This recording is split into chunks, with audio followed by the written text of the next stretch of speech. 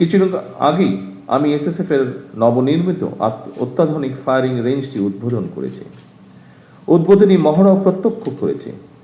পেশাগত কর্মদক্ষতা বাড়াতে নবনির্মিত এই ফায়ারিং রেঞ্জ নিঃসন্দেহে বিশেষ ভূমিকা রাখবে।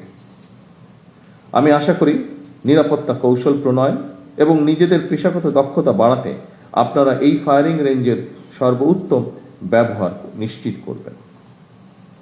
2002 সালের পরে এসএসএফ এর রেড বুক সময়ের চাহিদায় অনুযায়ী পুনরায় সংস্কার করে বর্তমানে আরো আধুনিক এবং সময় উপযোগী করা হয়েছে।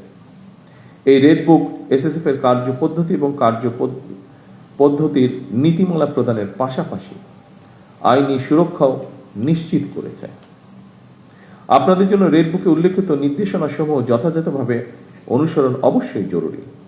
তবে রেড বুকের নির্দেশনার পাশাপাশি সময় এবং পরিস্থিতি বিবেচনায় প্রয়োজনীয় তাৎক্ষণিক সিদ্ধান্ত গ্রহণ এবং বাস্তবায়নেরও সুযোগ রয়েছে।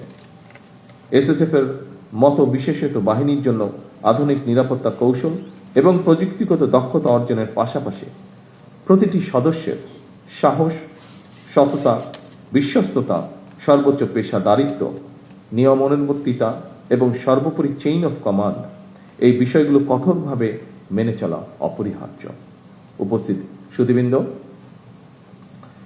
রাষ্ট্রপ্রধান, সরকার প্রধান এবং দেশে বিদেশে রাষ্ট্র ঘোষিত বিশেষ গুরুত্বপূর্ণ ব্যক্তিদের নিরাপত্তা নিশ্চিত করার সঙ্গে দেশের জাতীয় নিরাপত্তার বিষয়টিও জড়িত। সুতরাং নিরাপত্তা ব্যবস্থা সুদৃঢ় করতে দেশের অন্য সকল নিরাপত্তা আইন শৃঙ্খলা বাহিনী, গোয়েন্দা সংস্থা এবং বিভিন্ন মন্ত্রণালয় সমন্বয়ের মাধ্যমে এসএসএফকে নিরাপত্তা কৌশল নিশ্চিত করতে হয়। আমি মনে করি সমন্বয় যত বেশি দক্ষতার সঙ্গে করা যায়, নিরাপত্তা ব্যবস্থাও তত বেশি সুচারুরূপে সম্পন্ন করা সম্ভব হয়। দেশের সেনা, নৌ বিমান, পুলিশ এবং আনসার বাহিনীর মধ্য থেকে দক্ষ কর্মকর্তাদের বাছাই করে এসএসএফ গঠন করা হয়। এরপর আপনাদেরকে গুরুত্বপূর্ণ ব্যক্তিদের নিরাপত্তার জন্য আপনাদেরকে দেশে এবং বিদেশে উন্নত মানের প্রশিক্ষণ গ্রহণ করতে হয়।